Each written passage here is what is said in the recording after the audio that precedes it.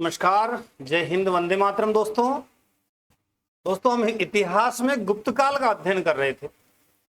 गुप्त काल जिसे भारतीय इतिहास का स्वर्ण काल भी कहा जाता है। इसके कुछ उपनाम हमने देख लिए थे। दोस्तों हमने साथ ही ये भी जाना था कि गुप्त जो है वो कहां से मर्ज हुए और किस प्रकार ये धीरे धीरे भारत पर फैलते गए, और विभिन्न इतिहासकारों ने अपने अपने तर्कों के साथ गुप्तों को विभिन्न जातियों से संबंधित किया है। जैसे हमने पूना ताम्रपत्र के आधार पर डॉक्टर राय चौधरी का मत पढ़ा। डॉक्टर राय चौधरी ने इन्हें ब्राह्मण वंश से संबंधित बताया, जबकि गौरीशंकर हीराचंद ओझा, मजूमदार जैसे विद्वानों ने इन्हें क्षत्रिय बताया। अल्तेकर, आयंगर और रोमिला थापर जैसे विद्वानों ने इन्हें वैश्य से संबंधित किया। साथ ही जायसवाल और सलन जैसे विद्वानों ने इन्हें शूद्र बताया। ये हम पिछली कक्षा में यहां तक हम अध्ययन कर चुके थे। आज हम समुद्रगुप्त का अध्ययन करेंगे, जिसे भारत का नेपोलियन कहा जाता। क्यों कहा जाता भारत का नेपोलियन? इसने कौन कौन सी विजय प्राप्त की थी, उनका अध्ययन करेंगे।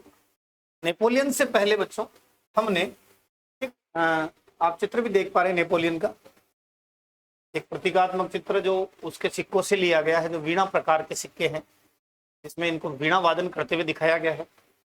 इसी सिक्के के चित्र के एक ओर समुद्रगुप्त का चित्र है और दूसरी ओर लक्ष्मी, देवी लक्ष्मी का चित्र भी अंकित है। आगे पढ़ेंगे अपन इनके सिक्कों में भी। तो समुद्रगुप्त से पहले हमने बात की थी बच्चों, हमने चर्चा की थी कि इस वंश का जो आदि पुरुष कहें, प्रथम पुरुष कहें, मुख्य पुरुष कहें, वो था श्रीगुप्त। ये हमने पिछली क्लास में पढ़ लिया था। और श्रीगुप्त का हमने जो समय काल है वो पढ़ा था 240 से 280 ईस्वी तक। पिछली कक्षा में इसको पढ़ लिया था हमने। उसके बाद में हमने घटोत्कच के बारे में भी जानकारी ले ली थी, और घटोत्कच का जो समय काल है वो 280 से 319 ईस्वी तक हमने पढ़ लिया था। उसके बाद में हमने चंद्रगुप्त फर्स्ट के बारे में जाना था, और चंद्रगुप्त फर्स्ट का 319 से 350 ईस्वी तक, और यहाँ से हमने एक गुप्त संवत की बात भी कर ली थी। यहाँ तक के शासकों को हमने पिछली कक्षा में पढ़ लिया था। आज हम शुरू करेंगे समुद्रगुप्त। समुद्रगुप्त कोई बहुत बड़ा लॉन्ग टाइम तक ये शासक नहीं रहा है। इसका जो समय काल है वो 25 साल का रहा है, लेकिन उन 25 वर्षों में इसने लगभग भारत के एक बहुत बड़े भूभाग को जीत लिया। समुद्रगुप्त के बाद में हमने देखा था 40 वर्षों का शासनकाल लगभग। अपन चंद्रगुप्त सेकंड का पढ़ते हैं। चंद्रगुप्त सेकंड, इसको हम संभवतः अगली कक्षा में लेंगे। देखते हैं आज कितना समय बचता है अपने पास। समुद्रगुप्त इसको अगली कक्षा में पढ़ेंगे। तो अभी तक हमने श्रीगुप्त कर लिया है, घटोत्कच कर लिया है, चंद्रगुप्त फर्स्ट लिख देता हूं मैं, ये हमने कर लिया है। समुद्रगुप्त हम आज करने वाले हैं, समुद्रगुप्त हम आज शुरू करने जा रहे हैं। चंद्रगुप्त सेकंड अपन अगली कक्षा में करेंगे। इसके बाद में जो शासक आता है वो कुमारगुप्त।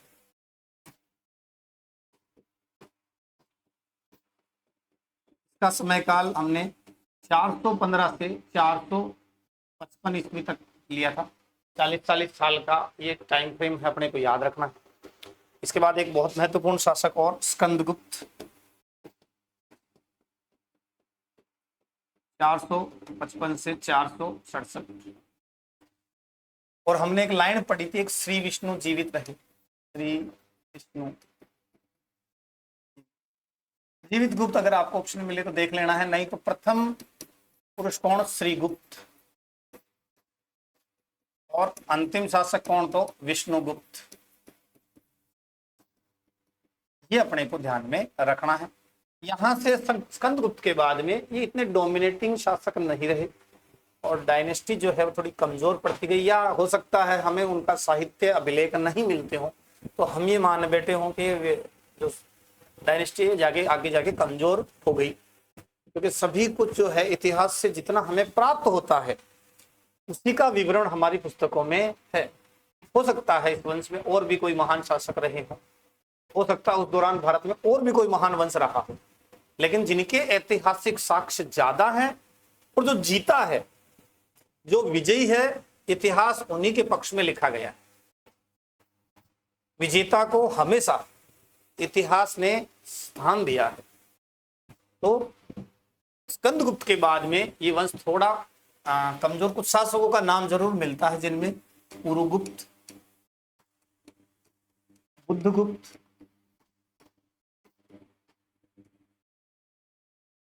पुरुगुप्त, बुद्धगुप्त, भानुगुप्त के समय का अभिलेख, किरण अभिलेख पढ़ते हैं अपन। विष्णुगुप्त अपन अंतिम शासक देख ही रहे हैं। जीवित गुप्त, ये कुछ नाम मिलते हैं। ये भी इसलिए क्योंकि पुरुगुप्त वह शासक था जिसने कौन सा धर्म ग्रहण किया था, तो बौद्ध धर्म ग्रहण किया था। ये आगे चल के पढ़ेंगे अपन। भानुगुप्त के समय का एक एरण अभिलेख अपन जिसमें इसके समय काल का है तो वो अपन पढ़ेंगे। तो ये मोटा मोटा अपने को पढ़ना है, यहाँ तक हम पढ़ चुके हैं। तो आज हम शुरू करने जा रहे हैं समुद्रगुप्त। तो आइए बच्चों समुद्रगुप्त के बारे में जानते हैं। ये एक महान, भारत के इतिहास में, प्राचीन भारत में सबसे महानतम शासकों में एक अगर हम गिने तो समुद्रगुप्त को अपन ले सकते हैं। समुद्रगुप्त को 100 युद्धों का विजेता कहा जाता है। और इस 100 युद्धों का विजेता किस आधार पे कहा जाता है, तो कुछ गरुड़ मुद्राएं हैं। कौन सी मुद्राएं हैं? गरुड़ मुद्राएं हैं। उन गरुड़ मुद्राओं के आधार पे इन्हें 100 युद्धों का विजेता कहा जाता है। गरुड़ मुद्राओं के आधार पे इन्हें 100 युद्धों का विजेता कहा जाता है। एक इतिहासकार जिनका नाम है विंसेंट स्मिथ, इन्होंने कहा कि ये भारत का नेपोलियन है। जिस तरह नेपोलियन ने यूरोप के अंदर कई राज्यों को जीता, उसी तरह भारत में समुद्रगुप्त ने एक बहुत विशाल साम्राज्य कायम कर लिया। अगर मैं साम्राज्य का अनुमान लगाएं इसका, तो एक डायग्राम देख पाते हैं अपन। ये समुद्रगुप्त के समय इसने इतना बड़ा राज्य बना लिया था जो पश्चिमी भारत से लगाकर पूर्वी भारत तक पूरा फैला हुआ था। और इस साम्राज्य में इसने दक्षिणतम छोर जाते जाते कांची तक को क्षेत्र का विजित कर लिया था। ये गुप्तों के समय में या समुद्रगुप्त के समय में उसने भारत का इतना विस्तार अपने राज्य का कर लिया था। और इसीलिए इसे भारत का नेपोलियन नाम दिया विंसेंट स्मिथ के द्वारा। इसके द्वारा दिया गया, विंसेंट स्मिथ के द्वारा।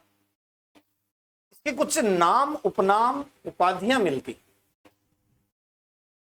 जिसमें वामन का एक ग्रंथ है जिसका नाम है काव्यालंकार सूत्र। किसने लिखा? तो वामन ने लिखा।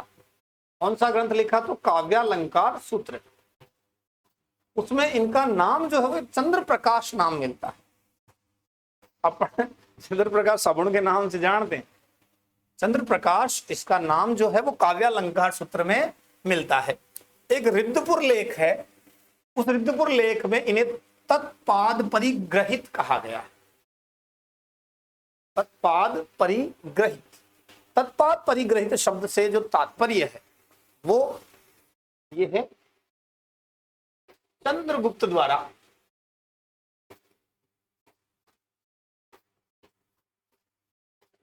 राज्य स्वयं त्याग कर ये शासक बने। ये कौन से लेख में मिलता है? ये रिद्धिपुर लेख के अंदर वर्णन मिलता है। कुछ इतिहासकारों ने ये भी साबित करने की कोशिश की, जिसमें से एक प्रमुख है फादर हेरास। फादर हेरास, मैं कोई ज्यादा कहानियां सुनाने के लिए नहीं हूं आपको, लेकिन जो अपना प्रश्न बढ़ सकता है अपन केवल उसी की बात करेंगे। फादर हेरास जो इतिहासकार है, उन्होंने कहा कि जब चंद्रगुप्त प्रथम ने राज्य त्याग दिया तो इन्हें अपने भाई जिनका नाम था काच, उसके साथ में क्या करना पड़ा? संघर्ष करना पड़ा। ये बात कौन कहता है? फादर हेरास कहता है। चंद्रगुप्त प्रथम के राज्य त्याग के बाद समुद्रगुप्त को काच के साथ में संघर्ष करना पड़ा। ये बात कौन कहते हैं? फादर हेरास कहते हैं। एक और इतिहासकार, एक और विद्वान जिनका नाम है फ्लीट, फ्लीट महोदय कहते हैं कि जो मुद्रा मिली है जिस पर काच नामांकित है, वो काच कोई दूसरा व्यक्ति नहीं है। ये काच कौन है? ये समुद्रगुप्त ही है। यानी फ्लीट के महोदय के अनुसार समुद्रगुप्त का उपनाम क्या है? काच। यहां थोड़ा सा कॉन्ट्रडिक्शन मिलता है, दो अलग अलग मत मिलते हैं। एक मत है फादर हेरास का। फादर हेरास कहते हैं इन्हें काच के साथ संघर्ष करना पड़ा, और फ्लीट कहता है कि काच जो है वो इन्हीं का उपनाम है, जो अंकित किया गया है वो इन्हीं का नाम अंकित किया गया। प्रयाग प्रशस्ति में इन्हें कविराज लिच्छवी दोहित्र कहा गया। प्रयाग प्रशस्ति में इन्हें कविराज लिच्छवी दोहित्र कहा गया। इसके अलावा प्रयाग प्रशस्ति में इनकी उपाधियों में धर्म प्राचीरबद्ध, सर्वराजोच्छेता, लिच्छवी दोहित, पृथिव्याम पति रथ, ऐसे नाम, ऐसी उपाधियां इनके लिए काम में ली गई है। साथ ही बच्चों, साथ ही इनके लिए एक उपाधि पराक्रमांक और विक्रमांक भी लिए गए। समुद्रगुप्त के बारे में अगर हम बात करें तो नया पेज ले लेते हैं। इनके लिए उपाधि कौन कौन सी? पराक्रमांक। अगर आ जाए प्रश्न पराक्रमांक किसकी उपाधि है, तो समुद्रगुप्त। पराक्रमांक इनकी उपाधि है। साथ ही एक और उपाधि अपन ने पढ़ी, विक्रमांक। कौन सी? विक्रमांक इनकी उपाधि है। पराक्रमांक इनकी उपाधि है, विक्रमांक इनकी उपाधि। दो अभिलेख है, एक गया का और एक नालंदा का। इन दोनों अभिलेखों में इनकी एक उपाधि मिलती है, वो मिलती है परम भागवत। कौन सी उपाधि मिलती है?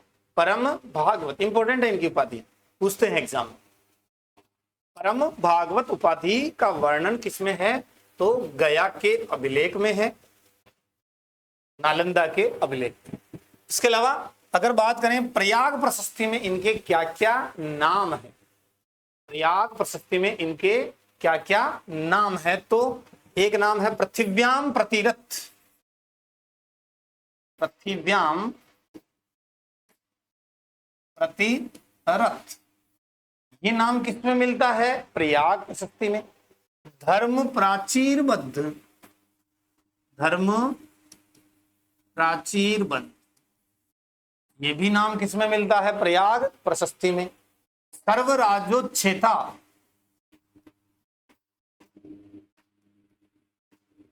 सर्वराजोच्छेता, ये भी नाम किसमें मिलता है? प्रयाग प्रशस्ति में। लिच्छवी दोहित्र, भाई लिच्छवियों का दोहिता था क्योंकि चंद्रगुप्त फर्स्ट ने विवाह किया था कुमार देवी से, तो इसलिए लिच्छवी दोहित्र नाम उसमें मिलता है। कविराज, कविराज भी उल्लेखित है किसके अंदर? ये प्रयाग प्रशस्ति के अंदर इसके ये कुछ नाम हैं। कौन कौन से हैं? कविराज, लिच्छवी दोहित्र, पृथिव्याम प्रतिरथ, धर्म प्राचीरबद्ध और सर्वराजोच्छेता। ये सब किस पर उल्लेखित हैं? ये सारी बात किसकी है? ये है प्रयाग प्रशस्ति। प्रयाग प्रशस्ति, इसी को इलाहाबाद प्रशस्ति भी कह सकते हैं क्योंकि इलाहाबाद नाम चेंज भी हो गया है और जनरली इसको प्रयाग प्रशस्ति के नाम से ही जानते हैं। वापस रिपीट करें, पराक्रमांक किसकी उपाधि? समुद्रगुप्त की। विक्रमांक किसकी उपाधि? समुद्रगुप्त की। गया और नालंदा अभिलेख में इसको क्या कहा गया है? परम भागवत। इसके अलावा अप्रतिरथ भी कहा गया है सिक्कों पर। व्याघ्र पराक्रम सिक्कों पर मिलता है, पराक्रमांक सिक्कों पर मिलता है। अप्रतिरथ भी इनकी उपाधि है। अप्रतिरथ, ये सब किससे नाम निकले हैं? इसके सिक्कों से निकले हैं। परम भागवत उपाधि कहां? गया और नालंदा के अभिलेख से नाम निकले हैं। पृथिव्याम प्रतिरथ, धर्म प्राचीरबद्ध, सर्वराज्योच्छेदा, लिच्छवी दोहित्र और कविराज, ये कहां से निकले हैं? प्रयाग प्रशस्ति से निकले।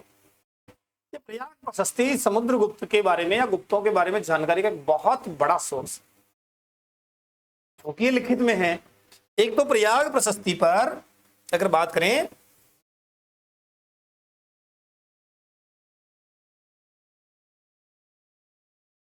प्रयाग प्रशस्ति की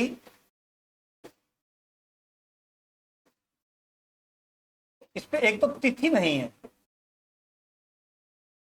तिथि नहीं है, तो ये काफी समय पहले से ही, काफी समय पहले से उत्कीर्ण, यानी अगर हम शुरुआत करें तो अशोक ने इसे कौशाम्बी लेक पर उत्कीर्ण कराया था।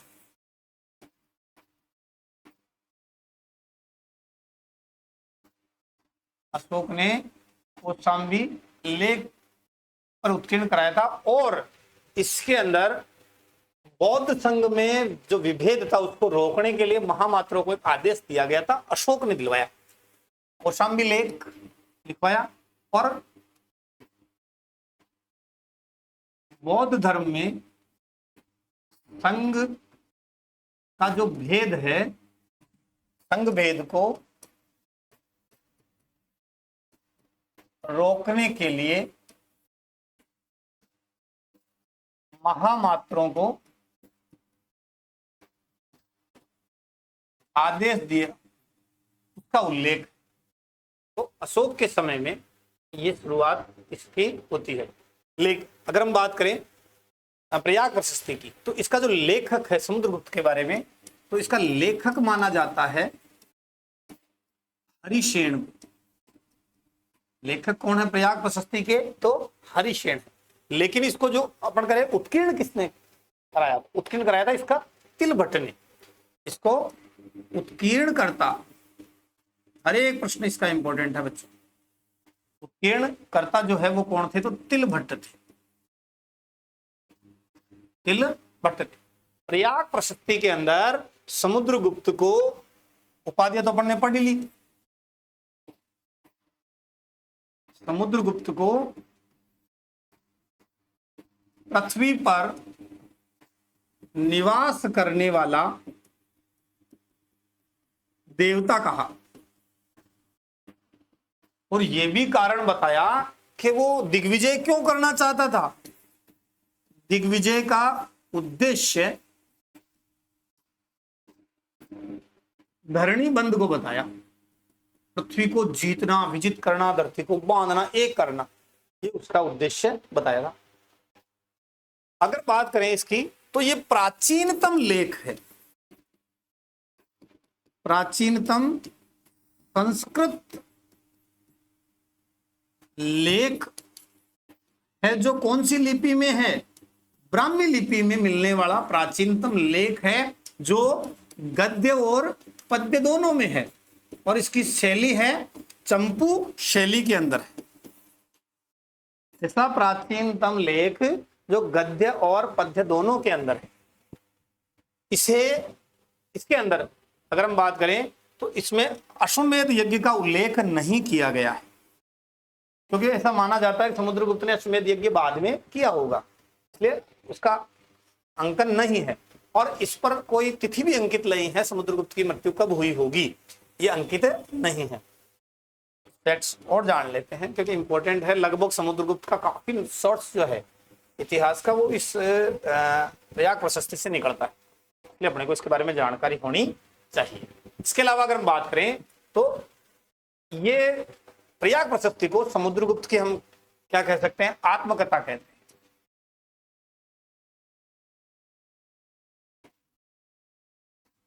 समुद्रगुप्त की आत्म कथा इसे कहते हैं। ये सारा अपन किसको पढ़ रहे हैं? प्रयाग प्रशस्ति को कहा जाता है। समुद्रगुप्त की आत्म कथा।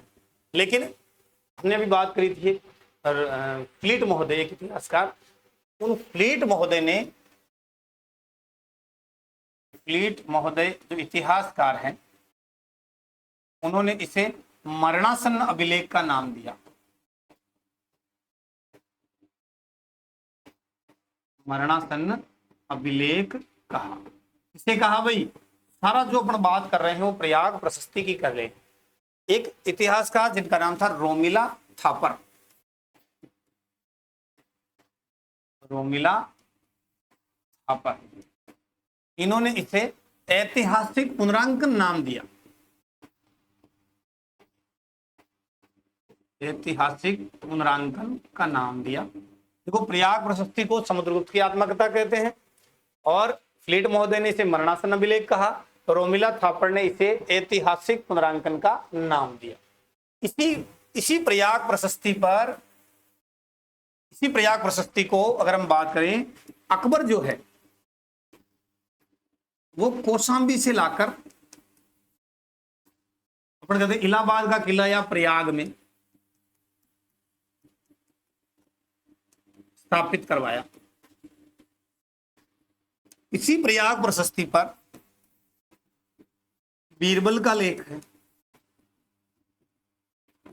इसी प्रयाग प्रशस्ति पर जहांगीर का लेख। प्रयाग प्रशस्ति की हम बात कर रहे हैं बच्चों। पाषाण पर खुदी समुद्रगुप्त की आत्मकथा। समुद्रगुप्त की आत्मकथा किस पर? पाषाण पर।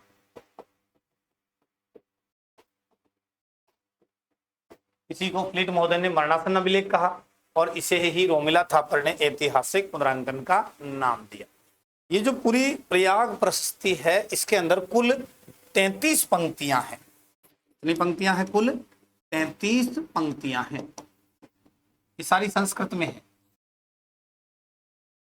और जब तक नहीं आता इतिहास में कोई प्रश्न तब तक अछूता रह जाता है, लेकिन आने के बाद अपने को उसकी तैयारी कर लेनी चाहिए। ये मैं बता इसलिए रहा हूं कि कुछ चीजें हम भी मॉडिफाई करते हैं। पहले प्रयाग प्रशस्ति की पंक्तियों के बारे में ज्यादा जानकारी नहीं देते, लेकिन फिर समुद्रगुप्त के अभियान और कौन सी पंक्ति में उसका वर्णन है ये पूछा जाने लगा। तो बच्चों, आपको भी तैयार करना जरूरी है। तो समुद्रगुप्त ने आर्यावर्त पर अभियान किया।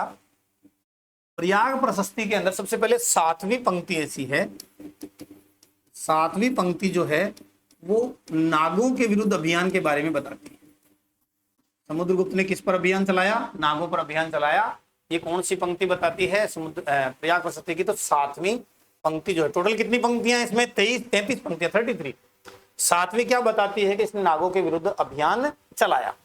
इसके बाद में अगर बात करें आर्यावर्त का अभियान, तो आर्यावर्त में इसने दो अभियान चलाए। आर्यावर्त पे इसने 2 अभियान चलाए। पहले चरण में जब आर्यावर्त पर इसने अभियान चलाया, उसका वर्णन मिलता है 13वीं और 14वीं पंक्ति के अंदर। 13वीं और 14वीं पंक्ति में आर्यावर्त का प्रथम अभियान का वर्णन है, जबकि 21वीं पंक्ति में आर्यावर्त के बाद सेकंड चरण में, द्वितीय चरण में इसमें 4 राजाओं को पराजित किया, इसमें 9 राजाओं को पराजित किया का उल्लेख। अगर बात करें दक्षिणापथ में जो इसने अभियान चलाया, उसका वर्णन जो है वो 19वीं और 20वीं पंक्ति के अंदर किया गया है। दक्षिणापथ देखो समझे। अगर हम बात करें समुद्रगुप्त की, तो इसने मोटे मोटे आर्यावर्त को जीता, दक्षिणापथ को जीता, उत्तर पश्चिमी सीमाओं को जीता, विदेशी राज्यों को जीता और आठविक राज्यों को जीता। तो हम 5 तरीके से इसको पढ़ते हैं। इसी 21वीं पंक्ति की बात करें तो इसी 21वीं पंक्ति में भी आठविक राज्यों की विजय का उल्लेख है।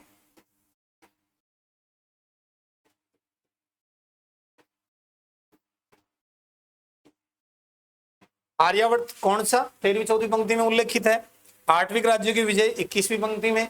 21वीं पंक्ति में बताता है कि आर्यावर्त में दूसरा अभियान किया और 9 राजाओं को पराजित किया।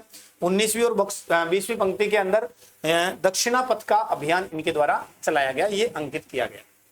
इसी तरह बात करें विदेशी जो राज्य हैं उनके बारे में जानकारी है, वो 23वीं और 24वीं पंक्ति में मिलती है।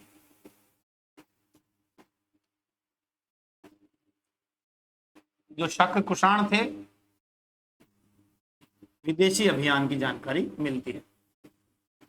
तो ये मोटे मोटे तौर पे हमने प्रयाग प्रशस्ति के बारे में जानकारी ली है। क्या क्या है प्रयाग प्रशस्ति के अंदर? देखो वापस, प्रयाग प्रशस्ति उसके पहले अपन यहां से शुरू करते हैं। प्रयाग प्रशस्ति में पृथ्व्याम प्रतिरथ कहा गया है। प्रयाग प्रशस्ति में ही समुद्रगुप्त को धर्म प्राचीर बंद कहा गया है। प्रयाग प्रशस्ति में ही सर्वराज्योच्छेता कहा गया है। लिच्छवी दोहित्र का उल्लेख भी प्रयाग प्रशस्ति में है। कविराज भी प्रयाग प्रशस्ति में नाम दिया गया है।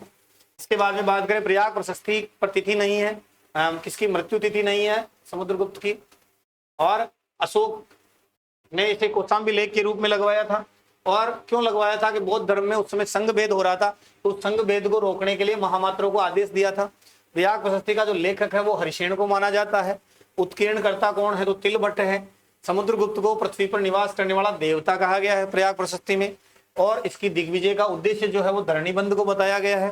प्राचीनतम संस्कृत लेख है जो ब्राह्मी लिपि में है, गद्य पद्य में है और चंपू शैली के अंदर है। अगर हम बात करें तो इसे पाषाण पर खुदी हुई समुद्रगुप्त की आत्मकथा नाम दिया गया है। और फ्लीट महोदय ने इसे मरणासन्न लेख कहा है और रोमिला थापर ने इसे ऐतिहासिक पुनरांकन का नाम दिया है। अकबर ने प्रयाग प्रशस्ति को प्रयाग में लगवाया और कहां से लाकर, कौशाम्बी से लाकर इसे प्रयाग के किले में लगवाया। इलाहाबाद का जो फोर्ट था वहां पे लगवाया। और जब अकबर का समय काल था तो बीरबल ने इस पर एक लेख उत्कीर्ण कराया। बाद में उसी पर एक लेख जहांगीर ने उत्कीर्ण किया। तो ये इन पर वर्णन है। 33 पंक्तियां जो है वो संस्कृत में लिखी हुई है। इन 33 पंक्तियों के अंदर 7वीं पंक्ति में नागों पर विजय का अभियान का उल्लेख है। 13वीं और 14वीं पंक्ति के अंदर इसका आर्यावर्त का वर्णन है। 21वीं पंक्ति में आर्यावर्त के द्वितीय अभियान का उल्लेख है। इसी तरह 19वीं और 20वीं पंक्ति में दक्षिणापथ अभियान का उल्लेख है। 8वीं राज्यों पर 21वीं पंक्ति में उल्लेख है। विदेशी राज्यों पर 23वीं और 24वीं पंक्ति में उल्लेख है। तो इस तरह समुद्रगुप्त के अभियानों के बारे में और समुद्रगुप्त के बारे में जानकारी का बहुत बड़ा सोर्स जो है वो प्रयाग प्रशस्ति है और इसीलिए हम इसको इंपॉर्टेंट के रूप में पढ़ाते हैं। अगर आगे बात करें तो एक और अभिलेख, एक और जिसे हम एरण अभिलेख के नाम से जानते हैं, उसमें भी समुद्रगुप्त के बारे में हमें जानकारी मिलती है। एरण अभिलेख, एरण अभिलेख जो है वो मध्य प्रदेश में एक जगह है, सागर, सागर एमपी से प्राप्त हुआ है। सागर एमपी से ये प्राप्त हुआ है। इसके अंदर इसे दानी कहा गया है। एक राजा पृथु और राघव, है ना, ये रघु है ना, राजा रघु या राघव और पृथु, इससे भी बड़ा दानी कहा गया है इसे। समुद्रगुप्त को पृथ्वी पर निवास करने वाला देवता प्रयाग प्रशस्ति में कहा गया है। और दानी पृथु और राघव से भी बड़ा दानी किसमें कहा गया है, एरण अभिलेख में कहा गया है। अगर हम बात करें इसी प्रशस्ति की, तो इसी प्रशस्ति के अंदर ये कहा गया है कि समुद्रगुप्त था वो प्रसन्न होने पर, प्रसन्न होने पर किसके समान, कुबेर के समान, और रुष्ट होने पर, इसमें लिख लेते हैं, रुष्ट होने पर यमराज के समान था।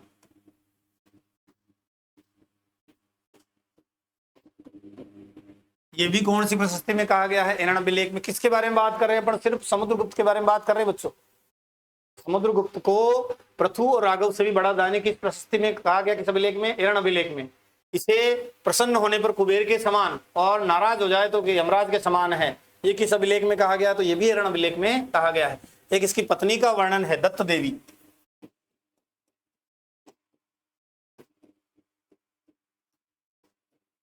पत्नी के रूप में उल्लेख है, ये भी किसमें है, ये भी एरण प्रशस्ति के अंदर है। एरण प्रशस्ति के अंदर ये भी कहा गया है कि इसको नाम दिया है एरिकिण प्रदेश, एरिकिण प्रदेश। ये समुद्रगुप्त का क्या था, भोग नगर था, समुद्रगुप्त का भोग नगर था। तो इस तरह ये एरण अभिलेख के द्वारा भी हमें समुद्रगुप्त से संबंधित जानकारी मिलती है। तो बच्चों दो अभिलेख अपन ने पढ़े, कौन कौन से, एक पढ़ा प्रयाग प्रशस्ति और एक पढ़ा अपन ने एरण अभिलेख। एरण अभिलेख कहाँ से मिला है, तो सागर मध्य प्रदेश से मिला है। और प्रयाग प्रशस्ति कहाँ पर है, तो उत्तर प्रदेश इलाहाबाद के अंदर प्रयाग प्रशस्ति है। इसी के साथ अगर हम बात करें समुद्रगुप्त के दरबार के अंदर तो समुद्रगुप्त के दरबार के अंदर एक वसुबंधु विद्वान, वसुबंधु, इसने एक ग्रंथ लिखा, वसुबंधु, इसके द्वारा ग्रंथ लिखा गया अभिधर्मकोश, या धम्म मिलता है कई किताबों, अभिधर्मकोश। एक बौद्ध विद्वान था। दूसरा एक बौद्ध विद्वान था जिसका नाम था असंग।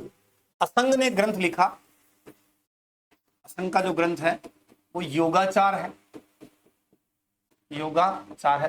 समुद्रगुप्त स्वयं भी बहुत अच्छा विद्वान था। समुद्रगुप्त ने स्वयं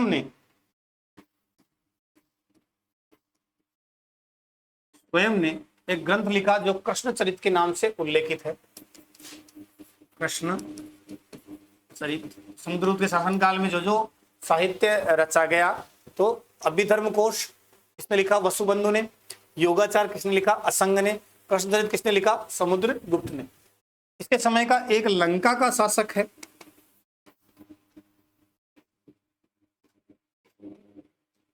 मेघवर्मन। इसने इसके पास में दूत भेजे, उपहार भेजे और खुद किया। कुछ क्यों किया भाई? कि समुद्रगुप्त जो है वो गया के अंदर बौद्ध विहार बनाने दे, तो उस अनुमति के लिए अनुमति मांगी।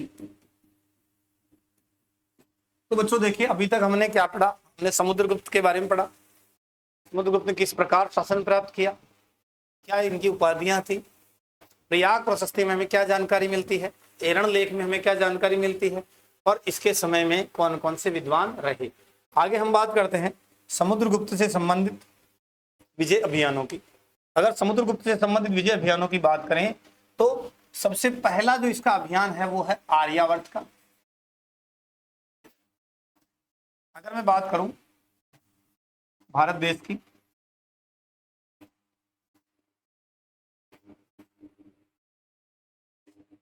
ये उस समय वाला आगे भी ऐड कर लेता हूं। तो ये जो विंध्याचल पर्वत है या विंध्याचल के ऊपर का जो भी हिस्सा है वो क्या कहलाता था? आर्यावर्त। और नीचे वाला हिस्सा कहलाता था दक्षिणापथ। दक्षिणापथ। यहां अगर मैं बात करूं, उत्तर प्रदेश का गाजीपुर से लगाकर मध्य प्रदेश का जबलपुर तक का जो क्षेत्र है वो राज्य कहलाते थे आठविक राज्य। कौन से राज्य? आठविक राज्य। पहली एक विजय किसकी? आर्यावर्त की। दूसरी विजय किसकी? दक्षिणापथ की। एक विजय किसकी? आठविक राज्यों की। ठीक है। उसके बाद में अगर हम बात करें तो विदेशी राज्य जो यहाँ शक और कुषाण थे, ये विदेशी राज्यों के रूप में उल्लेखित है। और यहाँ पर नेपाल, ड्वाक, कामरूप, असम, समतट, ये जो क्षेत्र था ये पूरा, इनको सीमावर्ती राज्यों के रूप में। इस तरह हम समुद्रगुप्त के अभियानों को 5 प्रमुख भागों में बांटते हैं। पहला पार्ट पढ़ते आर्यावर्त का, दूसरा पार्ट दक्षिणापथ की विजय, थर्ड पार्ट में अपन पढ़ेंगे इसको आठविक राज्यों के विजय के रूप में, चौथे में विदेशी राज्यों में जिसने इसने विजय प्राप्त की, और 5वें में सीमावर्ती क्षेत्रों के अंदर जिस पर इन्होंने विजय प्राप्त की। तो इनको 5 भागों में बांट के पढ़ते हैं। बहुत आसान है, कोई दिक्कत नहीं है, इतनी तकलीफ नहीं होगी। सिस्टमेटिक अध्ययन करना है अपने को। पहले प्रकार की जो हमने बात करी थी आर्यावर्त की विजय। आर्यावर्त बेसिकली था क्या? एक ग्रंथ है मनुस्मृति। मनुस्मृति, उस मनुस्मृति के अंदर उल्लेखित है कि हिमालय से लगाकर विंध्य पर्वत तक का जो क्षेत्र है उसको क्या नाम दिया गया है? आर्यावर्त। ये नहीं लिखा हुआ आर्यावर्त को इसने जीता है ना। मनुस्मृति में तो ये लिखा हुआ कि हिमालय से लगाकर विंध्य पर्वत तक का जो क्षेत्र है वो क्या है? आर्यावर्त। आर्यावर्त में इसने देखो 5 अभियानों में इसकी कोई ना कोई नीति काम में करी है। नीति इसलिए काम में करी है, पर देखेंगे कि भाई अगर कोई राज्य है जहां अपना ये क्षेत्र है, राजधानी है और उसके आसपास का क्षेत्र है, तो उसको एक नीति है प्रसवोद्धरण की नीति, जड़ मूल से उखाड़ फेंको। अकबर की भी तो नीति थी किस एंड किक, एक नीति लोह रक्त की नीति। इस तरह की नीति अपना इतिहास में पढ़ते हैं। तो जो प्रसवोद्धरण की नीति है, क्योंकि अपने आसपास है, कभी तकलीफ देगा तुरंत हमला करेगा, जड़ से उखाड़ फेंक। एक है ग्रहण मोक्षानुग्रह नीति, शत्रु पर अधिकार करो, शत्रु को मुक्त करो और उसे राज्य लौटा दो और शत्रु पर दया दिखा दो। एक आएगी परिचार की कृत नीति, दास बना लो, दास बना लो। एक अपन पढ़ेंगे आत्मनिवेदन, कन्योपायन, स्वभुक्ति याचन। तो उसमें क्या है, आप शासनादेश प्राप्त कर लो। अरे ये कोई काम मुगलों ने नया नहीं किया था, जो सामंत बनाते थे या जो अपन कहते हैं मनसबदारी, ये कोई नया काम नहीं था। प्राचीन भारत को अपन पढ़ेंगे तो बहुत सारे ऐसे शासक हुए हैं और पूरे भारत पर उन्होंने इस तरीके से कंट्रोल किया है। जरूरत हुई वहां दया भी दिखाई है, जरूरत हुई जहां कन्योपायन भी किया है। समुद्रगुप्त को तो कई विदेशियों ने, जो शक है, जो कुषाण है, जो काबुल में थे, तक्षशिला में थे, पुरस्पुर में थे, उन्होंने कन्याएं दी है। कन्योपायन एक इसकी नीति में ही था। सर्व करदान, आज्ञाकरण, प्राणागमन, सीमावर्ती राज्यों के साथ इसकी नीति। तो ये नीति अपन पढ़ेंगे। तो जो नजदीक वाले राज्य हैं वहां पर तो हम कौन सी नीति अपना रहे हैं, प्रसवोद्धरण की नीति हमारा अपना रहे समुद्रगुप्त। लेकिन जब दूर राज्य दक्षिणापथ की बात आती है, इतनी दूर जाकर शासन चलाएगा कौन? इसलिए इसे ग्रहण मोक्षानुग्रह, राज्य को जीतो, ग्रहण करो, मोक्ष दो और अनुग्रह, दया कर दो उसको। तो इस तरह से नीति अपना पढ़ेंगे। आर्यावर्त के अंदर इसे प्रसवोद्धरण की नीति, प्रसवोद्धरण की नीति का मतलब है जड़ मूल से उखाड़ फेंकना या विजित करना, हटा देना, जड़ मूल से उखाड़ देना, है ना। ये कौन सी नीति? प्रसवोद्धरण की नीति। कहां अपनाई? आर्यावर्त में। आर्यावर्त का अभियान जो है समुद्रगुप्त ने 2 चरणों में किया, 2 बार लड़ाई लड़ी, पहला और दूसरा। फर्स्ट चरण में तो इसने अच्युत नाग सेनम कोल कुलजम गणपति नागम, यानी 4 जो शासक हैं, कुछ लोग इसको शासक नहीं मानते, गणपति पूरा स्पष्ट नहीं दिखता उसमें। प्रयाग प्रशस्ति देखिए, पढ़ी, देखना, चित्र देखना, जाना हो तो वहां जाके देखना। तो इसमें ये चौथा जो नाम है वो थोड़ा स्पष्ट नहीं है, तो कुछ लोग 3 शासक ही बताते हैं और 3 + 9, 3 + 9। पहली बार में 3 राज्यों को जीता, दूसरी बार में 9 को जीता और कुल 12 को जीता। आर्यावर्त में 12 को जीता और दक्षिणावर्त में भी 12 को जीता। 8वीं में 18 राज्यों को पराजित किया। इस तरह से कॉन्सेप्ट है। लेकिन कुछ राज्य, कुछ कहते हैं 4 शासक थे और 4 + 9। तो दूसरे चरण के अंदर आर्यावर्त में, जब दूसरा चरण में, तो जब प्रयाग प्रशस्ति की बात करें हम, तो पहले चरण में इन राज्यों को, इन राजाओं को पराजित किया। ये 13वीं और 14वीं पंक्ति के अंदर है, 13वीं और 14वीं पंक्ति में। आर्यावर्त में दूसरा अभियान किया, ये 21वीं पंक्ति में। कितने राजाओं को? तो द्वितीय युद्ध में रुद्रदेव को, मत्तिल को, नागदत्त को, चंद्रवर्मन को, गणपति नाग को, नागसेन को, अच्युत को, नंदी को, बलवर्मन को पराजित किया। ये कुल कितने शासक? 9। तो बच्चों देखो, पहला अभियान का उल्लेख प्रयाग प्रशस्ति की कौन सी पंक्ति में है? तो 13वीं और 14वीं पंक्ति में। कितने राजा उस समय? 3, स्पष्ट 4। दूसरा अभियान आर्यावर्त पे किया, कितने राजाओं को? 21वीं पंक्ति में लिखा है। कौन सी पंक्ति में? 13वीं 14वीं पंक्ति और 21वीं पंक्ति में लिखा है। कितने राजाओं के नाम? 9 राजाओं के। इस तरह इसने आर्यावर्त को विजित किया। आर्यावर्त कौन सा क्षेत्र? हिमालय से लगाकर विंध्याचल पर्वत का। और कौन सी नीति अपनाई? तो प्रसवोद्धरण की नीति, जड़ मूल से उखाड़ फेंकने की नीति अपनाई। दूसरा अभियान इसने किया, वो किया दक्षिणापथ का। ये उन राज्यों के नाम है, ये मालव जनपद है, ये सौराष्ट्र है, यहाँ कांची, सबसे दक्षिणतम जो इसने जीता था दक्षिणापथ में। तो ये राज्यों के नाम है समुद्रगुप्त के समय में। दक्षिणापथ विजय, इन राज्यों के तहत इसने ग्रहण मोक्षानुग्रह नीति जीती। ग्रहण कौन कौन से राज्य? कौशल का महेंद्रगिरी, महाकांता का व्याघ्रराज, कोराल का मंडराज, पृष्ठपुर का महेंद्रगिरी, कोट्टूर का स्वामीदत्त, एरंडपाल, कांची का विष्णुगोप। ये कांची वाला अभियान सबसे दक्षिणतम था। इसका जो दक्षिणतम विजय थी इसके द्वारा, वो सबसे दक्षिणतम कहाँ की थी? कांची की थी। अवमुद का नीलराज, वेंगी का हस्तिवर्मन, पल्लक का उग्रसेन, देवराष्ट्र का कुबेर और कुस्तलपुर का धनंजय। इन कुल कितने राज्यों को जीता? 12। इसे बोलते हैं दक्षिणापथ की विजय। और जीतने के बाद में ग्रहण का हम कहते हैं कि शत्रु पर अधिकार किया। मोक्ष, ग्रहण मोक्षानुग्रह, है ना, ग्रहण मोक्षानुग्रह, मोक्ष यानी मुक्त कर दिया, अनुग्रह करके उस पर क्या दिखा दी? दया कर दी। तो ये जो नीति है ये ग्रहण मोक्षानुग्रह नीति कहलाती है। और दक्षिणापथ विजय में उत्तरापथ या उत्तर आर्यावर्त में कौन सी नीति? तो प्रसवोद्धरण की नीति, जड़ मूल से उखाड़ फेंकना। ये कहां पर? ये आर्यावर्त में। दूसरी तरफ कौन सा है? दक्षिणापथ है। दक्षिणापथ में कौन सी नीति? ग्रहण मोक्षानुग्रह नीति। और अगर बात करें प्रयाग प्रशस्ति की, तो प्रयाग प्रशस्ति के 19वीं और 20वीं पंक्ति के अंदर इन 12 राजाओं के नाम मिलते हैं। कुल कितनी पंक्तियां प्रयाग प्रशस्ति में? 33। उसमें से 19वीं और 20वीं पंक्ति में ये लिखा हुआ है इन राजाओं के नाम है, महान राजाओं के। और ये लिखा हुआ है कि उसने 12 राजाओं को पराजित किया। आगे देखते हैं आठवीं राज्यों की विजय। तो आठवीं राज्य हमने कहा था कि उत्तर प्रदेश का गाजीपुर से लगाकर मध्य प्रदेश के जबलपुर तक 18 राज्य हैं। और इन राज्यों का जो एक कंट्रोल करता था इन राज्यों को एक तरीके से, वो था महाराज हस्तिन। महाराज हस्तिन इन सभी राज्यों के प्रमुख के रूप में था। इस महाराज हस्तिन को इसने पराजित किया। तो ये विजय जो है आठवीं राज्यों की विजय कहलाती है। और ये जो उल्लेख है ये 21वीं पंक्ति के अंदर किया गया है।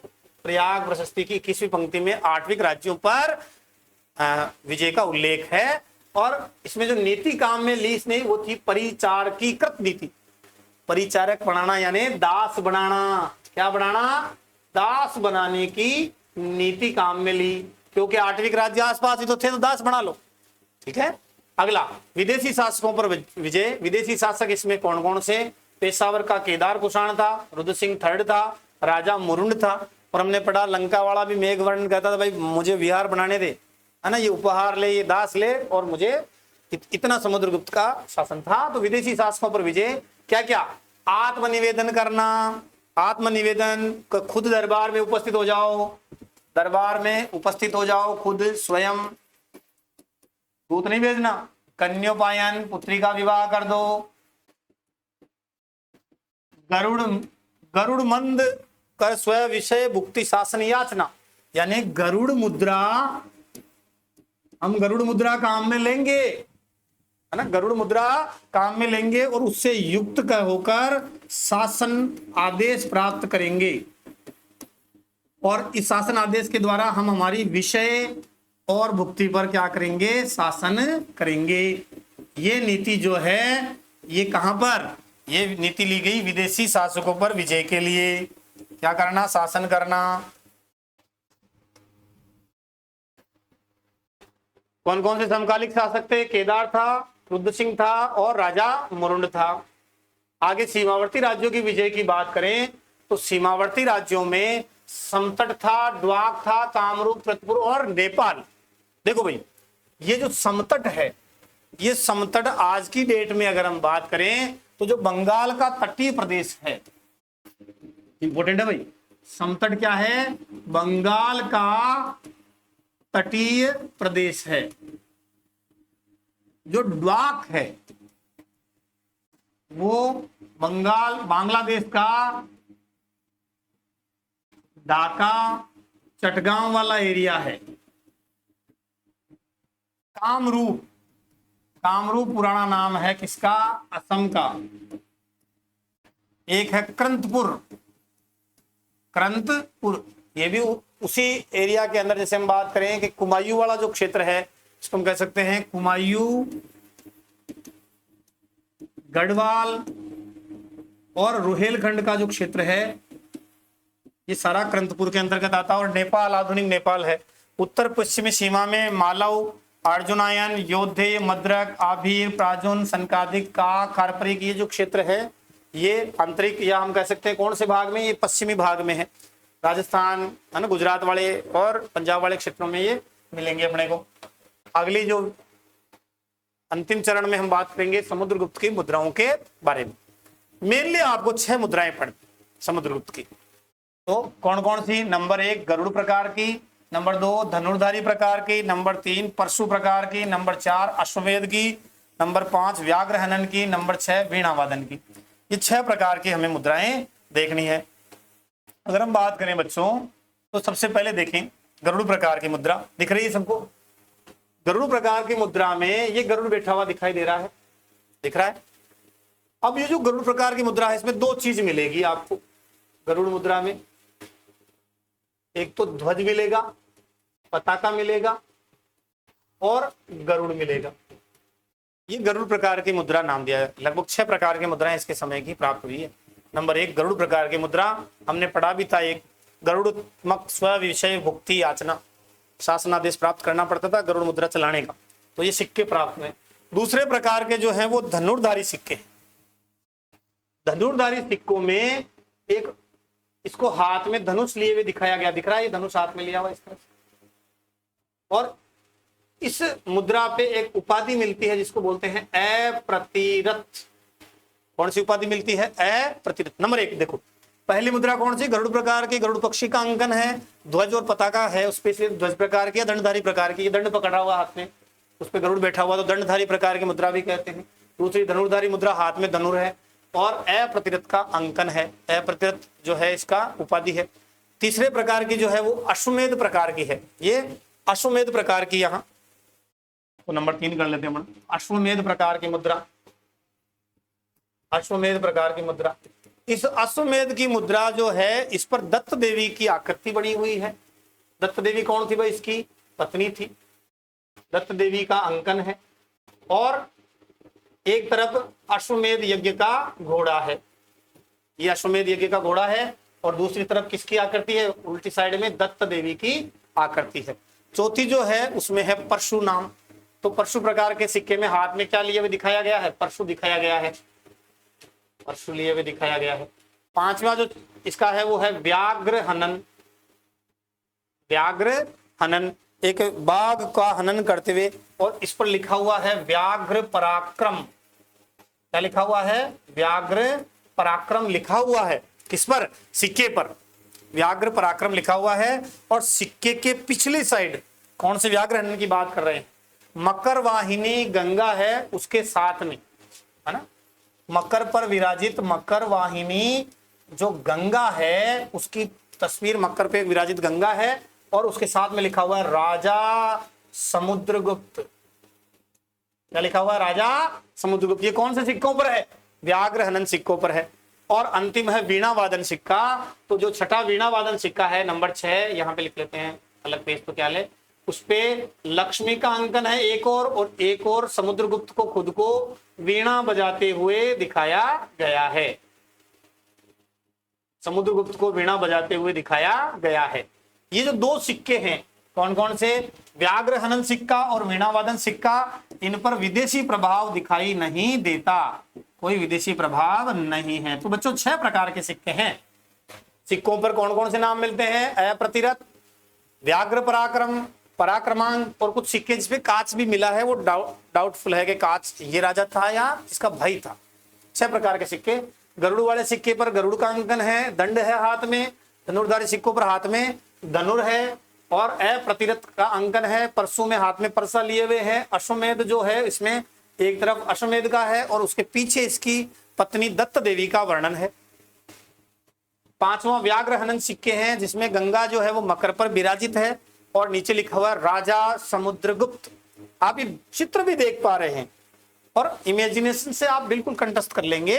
विवाह प्रकार के सिक्के किसने चलाए थे? चंद्रगुप्त फर्स्ट ने। किससे विवाह किया? कुमार देवी से, और लिच्छवय लिखा था उस पे। यहाँ सिक्के कौन कौन से? गरुड़ प्रकार के, धनुर्धारी कोई कंफ्यूजन नहीं। कंफ्यूजन से अपन प्लस की जगह गलत करेंगे और माइनस में आएंगे। गरुड़ ध्वज, धनुर्धारी, परशु प्रकार के, अश्वमेध प्रकार के, व्याघ्र प्रकार के, वीणावादन प्रकार के सिक्के। 6 प्रकार के सिक्के हैं। समुद्रगुप्त ने पूरे भारत को जीता, बहुत बड़ा साम्राज्य बनाया, इसलिए इसे 100 युद्धों का विजेता गरुड़ मुद्राओं में उल्लेखित किया गया है।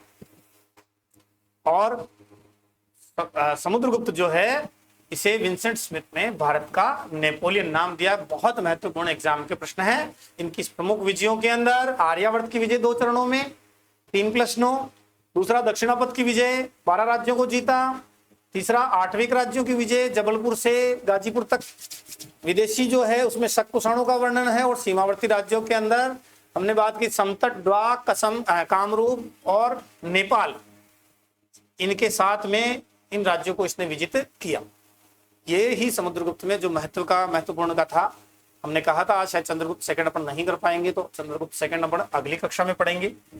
बच्चों जुड़े रहिए दिशा राइज के साथ, अपना फ्यूचर बनाइए, अपने मित्रों को, अपने साथियों को बताइए और उनके साथ में डिस्कशन करिए और अपना भविष्य बनाइए। बहुत बहुत धन्यवाद।